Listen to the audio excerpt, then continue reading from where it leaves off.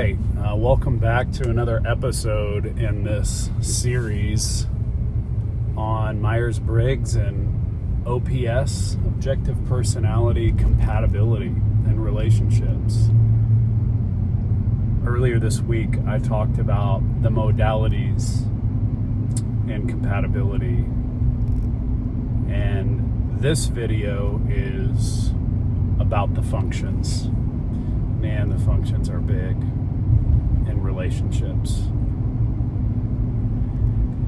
The functions are big and they cannot be undermined. It matters so much what your functions are and what your partner's functions are. So I wanted to set the stage for this episode by zooming out and talking big picture a little bit about the functions and what I think they do to help our understanding of human nature. And I want to talk about human language for a second, because language is basically just agreed upon concepts that are the lowest common denominator that allow us to communicate ideas, right? So the way that we define words, we basically agree upon general definitions of what things mean, and then we use those words to communicate our own ideas and identities and concepts to one another, right? But have you ever said something to someone in a relationship or a friendship or someone in your family and were misunderstood? Yes, happens all the time. Well, why is that? Because language is, again, the lowest common denominator of human communication. It works at scale across all the functions, right? Well, at least we think it works, until we get into conflict or we have misunderstanding. Well, if words were doing their job and weren't the lowest common denominator, we would think we would understand one another and have understanding. But oftentimes we don't. Why is that? Well, the functions help us to see that there is a deeper level of understanding in our psyche. And words just don't do communication justice. The functions give us a more particular understanding of how the mind works and how human interaction works so that we can understand human connection. That's why objective personality, Myers-Briggs, and even other personality systems give us different angles of insight to human connection, because we're digging to a deeper layer of meaning and meaning ascription. That's all our functions do. They set a standard for how we assign meaning to the world. Now, words do that, but again, they're just a lower common denominator. So a metric for how effective meaning ascription is how well does it describe our experience in reality? Well, words do okay, but I think functions do much better. Functions describe our experience in a more articulate and nuanced way so that we can understand what we mean by what we say and add more nuance to language. It's a higher common denominator. Hopefully you're following me on that. That is pretty abstract, but that's why I think the functions are so critical in relationships, because they describe our experience better than the English language does. And just as an interesting side note, if you go to different cultures and different languages, they understand reality differently as a consequence of how effective their language is at connecting humans, describing experience, et cetera, et cetera. This is a big reason cultures are different. So the functions just give us a more articulate view on how we're different and how we communicate and how we connect with one another. So the functions of you and the functions of the person you decide to be with are a massive indicator of relationship success, communication, how you understand one another, and most importantly, back to the concept of the first video in this series, how your nervous system responds. Because it's one thing to understand somebody cognitively, it's a completely different thing to resonate with them in your body.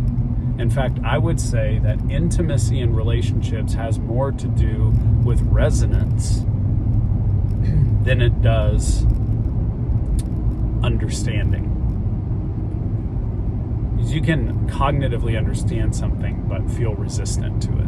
And it's actually the resonance that determines the intimacy and connection. Do you resonate with somebody's frequency that they put off? That's where you find a successful relationship. Can your body relax into that person and the way they are long term and not feel like sandpaper that degrades the relationship over time? Again, this comes back to the idea of resonance as the most important component of relationship success. And the functions just simply give us a code for what those interactions will be like. So I'm going to get into this with that context, but I think that's an important place to start. So obviously there are 8 cognitive functions and two different decider axes and 2 different observer axes. And I have come to refer to the decider axes as attitudes, and I have come to refer to the observer axes as perspectives. So if you have a different attitude in a relationship, that's going to impact your connection. If you have different perspectives in a relationship, that's going to affect your connection in lots of different ways. And obviously there's lots of different factors. We've talked about modalities. We're going to talk about animal stack.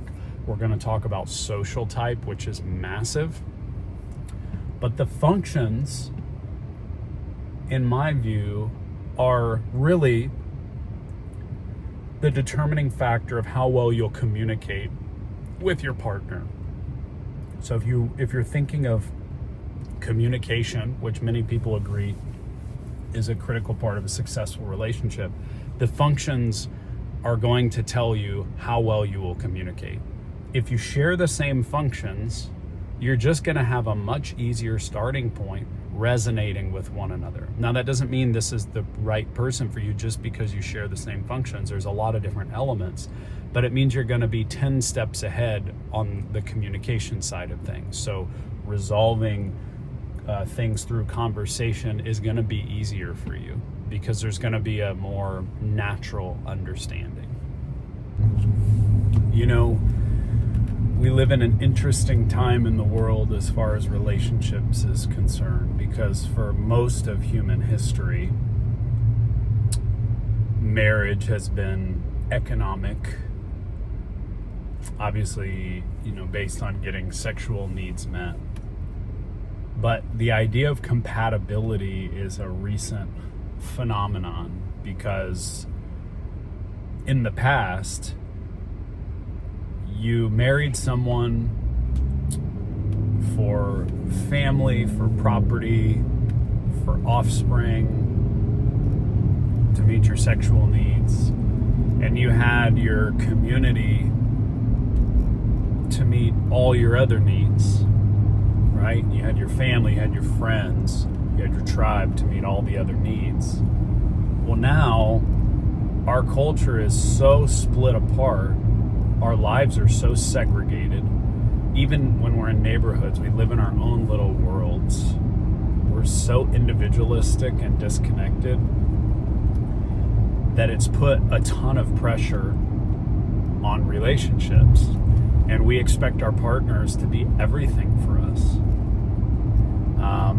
And some people say, well, it's too much pressure to put on a relationship. In many ways it is, but it just is what it is. It's the state of our culture. So because of that, compatibility and especially communication is critical if you want to have a lasting relationship where you're not emotionally shut down. You've got to be understood to some level. So I'm gonna finish this video by just talking about the decider axis and the observer axis functions.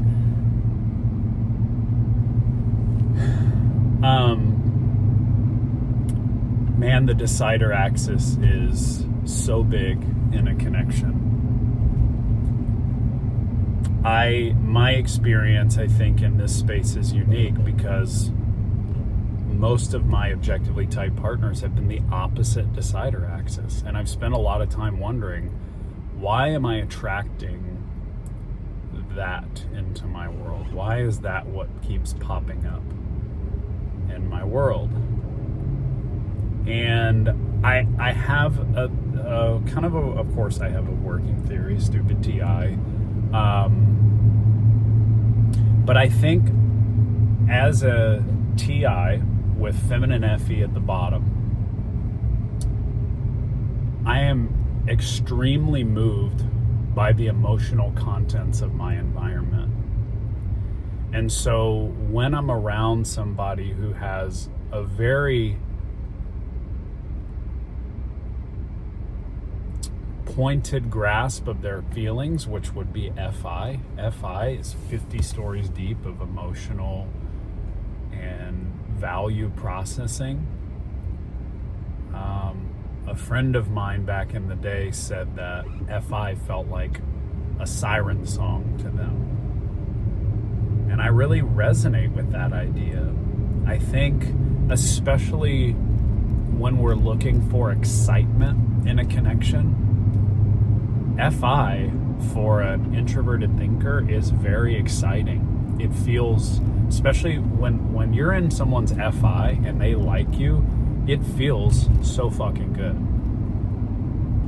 When an attractive FI decides they like you and they point that emotional energy at you and you're in their subjective values, it feels like a drug. It feels very good, but there's a cost, right? There's a cost to that. And I've noticed with TI women, there's a sense of like, do they like me? Right? Because that FI is missing. It's so interesting. But there's a lot more stability there. So there's a little bit less excitement as far as the emotional energy is concerned. But there's a lot more stability, and I think that goes back to what I was saying in a couple videos ago, the tension between peace, stability, and excitement, and holding that tension.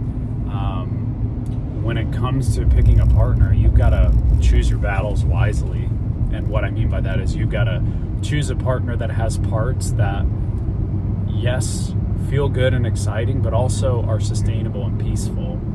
And for me at this time, I think being with someone of the opposite decider axis, it's just too much work on the communication side. Even with feminine FI, my body starts shutting down over time and I withdraw. And for me personally, I want a very intimate connection. I want a relationship where there's deep understanding and resonance.